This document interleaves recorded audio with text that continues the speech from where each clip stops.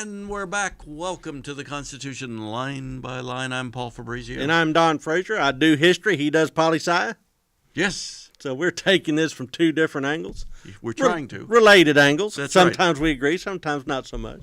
We have our issues, but we also have our agreement. We love the Constitution. Well, it's an interesting process we're doing. Yeah.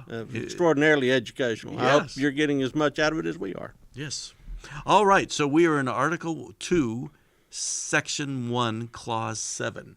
Clause 7. And this is the oath of office. And this is the final clause of Section 1 of Article 2. Correct. Okay. Before he enters on the execution of his office, he shall take the following oath or affirmation.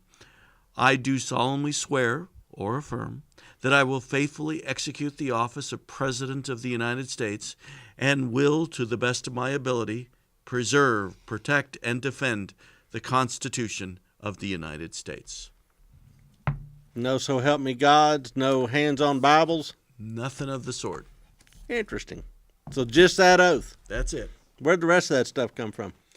George Washington. Oh, really? George Washington. So he set the precedent. George Washington set the precedent. And that's what I think the framers anticipated, was that George Washington would be the first president. He would set up ways to do things, ways to act, that would then become tradition that presidents would follow. Sure. I mean, things like presidential carriage back in the day. What was it supposed to look like? Was it supposed to be gilt? Was there supposed to be, coat of arms of the United States somewhere on there, like something you'd see tooling around Buckingham Palace? Yeah. Exactly how do you be president when you're the first president? Right. So he brought out the Bible. He brought out the Bible. He also added the word, so help me God. Wow. So and there it's you been go. Followed ever since. So if you don't like it, then take it up with George Washington. Yeah. Have an argument with the dead man. See, and this is the whole thing. The next president could choose not to use those words. Yeah, he could put it on top of a Merriam-Webster's dictionary. They could. They don't have to put their hand on anything. And how would we respond to that?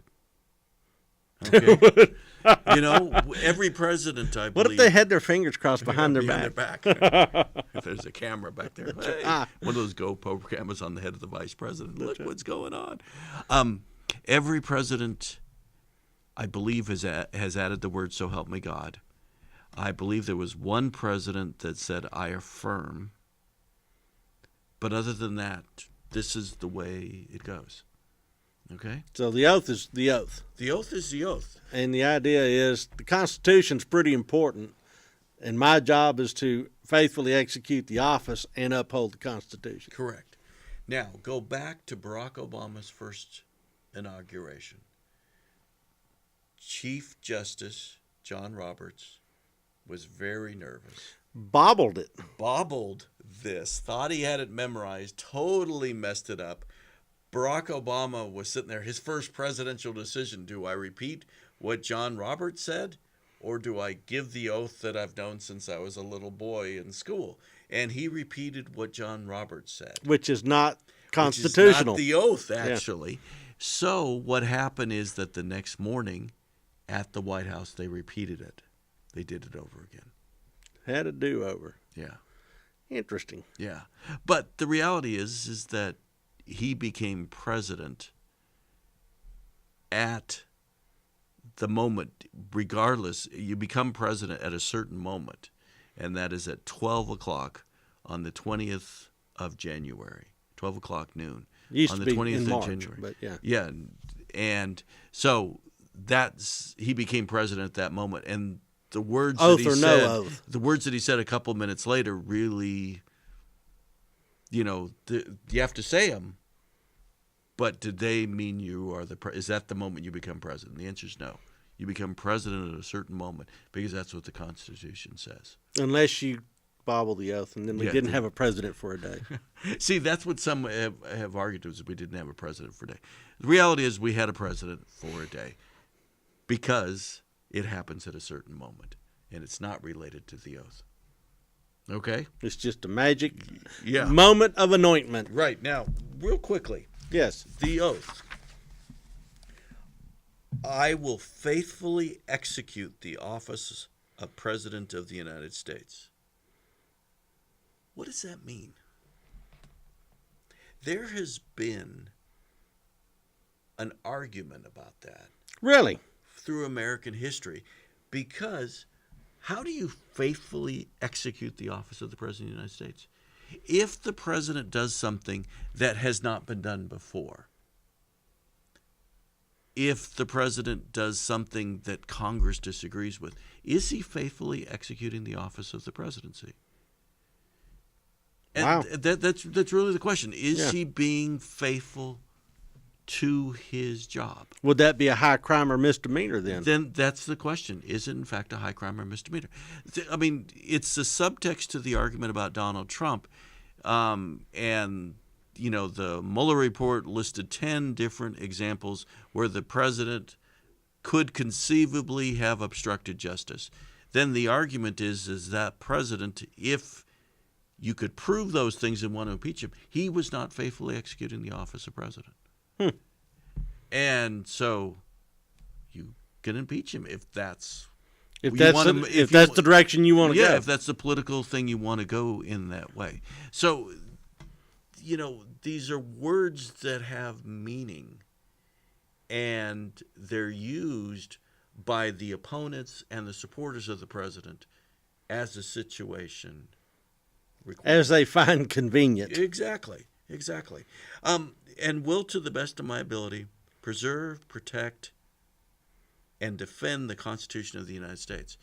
And this is, I think, one of the amazing things about the Constitution, about the United States, is it's about the document. Yeah. It's not, his job is not to preserve and protect and defend the presidency. It's to preserve and protect or and even defend. the country. Or the country. It's the document. The document. The rule book. The rule book. And when you really think about that, you go, and it's not just the current president, you can name any president, and have their actions really been about the Constitution? Or have they been about preserving their own hide? Their own legacy. Their own legacy. You bet. A lot of legacy talk. You know, this is just an interesting oath. And by the way, you know, anybody who works for the government, military service, civilian service, you take an oath to protect and preserve and defend the Constitution as well. Correct. So that really is your focus. You have to look at this document that you want to protect, not the Speaker of the House, not the Chief Justice, not the House of Representatives, not the state of Texas. Exactly. It's a way to look at things that I don't know if the framers really thought about that much. Sure. But was really important. It has become really important. They were trying to throw some gravity on the moment. Exactly. And what do we say? What do we say? I mean, what happens at the magic moment of inauguration? Yeah. We're not trying to defend the White House. What are we trying to defend? What are we trying to preserve? And in the end, they wanted to preserve, and you know, you think about egos. Oh, yeah. The framers must have had huge egos that their document is what people would defend. Yeah. Not the country, the document. Well, but can you separate exactly. the country from the document? Because it's... The answer might be yes. Yeah, it might be. You know, go forward 500 years and we're exploring in other places. We take the Constitution along with us, and we become, United States of America on the moon of Titan, orbiting one of the planets. Okay? Have we separated the document from the country? The physical country? Physical country, yeah. Yeah. We're busy drinking methane. Yeah.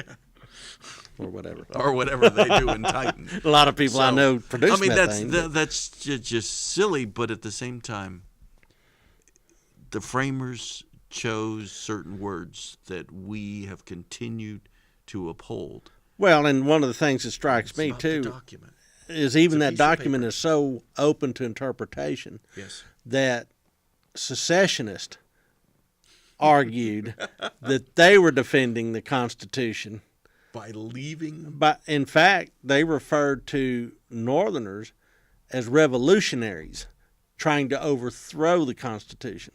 So if you take a look at the rhetoric in 1860 and 1861, they say, no, we're doing it right. They're the wild-eyed radicals. There's a reason that the central figure of the Confederate States of America is George Washington. In addition to the fact he was a slaveholder from and the the South. Virginian, yeah. But he's also the guy who set the precedent on being president. That's true. And is the indispensable man, etc. And so Jefferson Davis felt he was following in the footsteps of Correct. George Washington by setting up a separate government with a separate constitution. That was a lot like this Constitution, but perfected according to Southern proclivities. Oh, okay. Yeah, which is kind of their argument. But really, I was really surprised when I started looking at that rhetoric of Northerners being the revolutionaries and Southerners being the folks that were drawing the line at how we're defending the nation that George built, and you guys are the ones trying to upend it. Now then, lest we cackle at these ideas, that is still current in many political circles. Yeah. And so this Constitution that you're trying to preserve and defend, what are you preserving and what are you defending? Right. Because there's a lot of ways to interpret this thing. Right. Think about the discussions that we've had over the course of these shows. Sure. What we're taking the same words, the same documents, similar backgrounds in the sense that we've spent 20-something years here at the same place. Sure. And yet we have wildly different interpretations of some basic things. Yeah, some very basic and things. So how do you preserve, protect, and defend this Constitution when it's so open to interpretation? And Timothy McVeigh, I brought him up before. Oh, yeah. Executed by the state for bombing a federal building in Oklahoma City. Yeah. Believed he was defending the Constitution. And that was his cause. Yeah. Interesting. Yeah. The implications. Yeah. Framers had no idea. Yeah, they had no idea. You wonder if they came back today, they would go, "Oh, what in the world are you people doing?" Yeah, I'm sure they would have quite the tongue lashing ready for some of us. Or would they be too busy looking in their phones going, "These are marvelous." Yeah, look at that. Look at how that cat chases that laser. Tom, come over here and look at this. This is amazing. All right. We're going to take a break at this point. We are going to take a break because we're now done with Article 2. Article 2. Article 2, Section 1. All the clauses. So that's our line, and we'll come back with the next line next time, and we'll be in Article 1. No, Article 2, Section 2. All right, we'll be back.